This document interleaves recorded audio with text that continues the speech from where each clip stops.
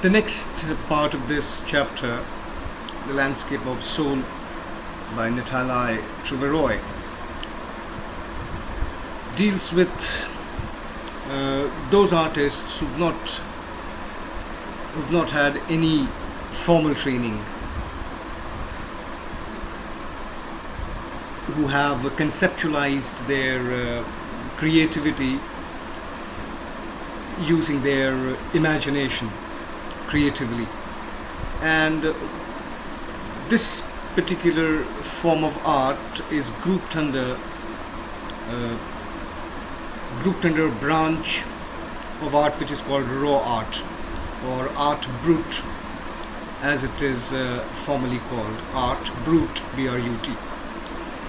And the lesson tells us that it was first created by French painter Jean Dubuffet in the 1940s. It is also an outsider art, outsider in as much as the artists do not fall within the realm of all painters who've had formal training, therefore outsider art. And it has, the lesson tells us, become an area of great interest in the international modern art arena. And the insiders, those who had formal training, believe that such type of work is the creation of those who do not have actually any right to be artists. And the reason is understood, because they've not had any formal training. And yet, as an objective, looking at it from an objective point of view, one does admire these kind of art forms because we perceive in it an artistic insight and talent. The case in point, boys and girls, is Chandigarh's rock garden, created by Nek Chand. And this particular creation of his is located in Chandigarh. His creation, that is the rock garden, is an example of art brut or raw art or outsider art. And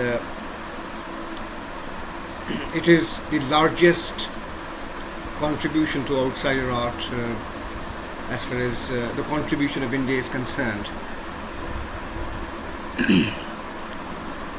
Wherein, and in this rock garden, he has used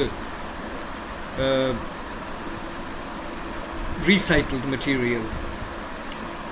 It is also known as the Chandigarh Rock Garden. And look at the eminence this particular garden has achieved. Raw Vision, a UK-based magazine, which happens to be a publication which for the first time advocated and promoted this kind of an art, released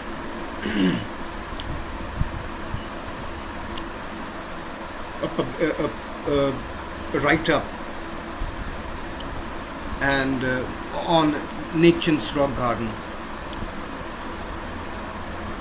And in that particular article, one particular write-up is about women by the waterfall, and it happens to be the cover of its anniversary issue. So Nek Chand's art has been recognized worldwide, and it is an example that art, this particular art form, can, the difference it can bring, difference a single man can bring in living his dream. It says that he would be, though this was published quite early, however, the UNESCO Commission will honor him through an interactive 5-month show of his work. Nation admits all this and says that the greatest reward for him is to walk through the garden and watch people enjoy his creation. Similarly, the recently released this is what we were talking, which features Nickchen's raw garden sculpture Women by the Waterfall. And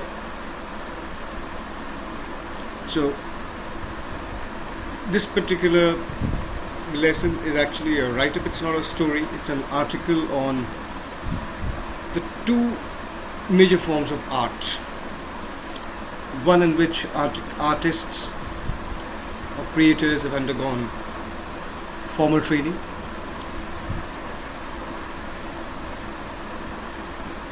which includes the European and the Chinese painters talked of in the particular lesson, and those who've not had any formal training, such as Nickchen, and the artists who've undergone formal training consider these artists, such as Nickchen, as outsiders, or so therefore this particular art is called outsider art. However, we move back and recapitulate one very important thing, that is the major difference between the Chinese and the European painting. The bottom line is that of involvement, the effort of Chinese and European artists to involve their admirers.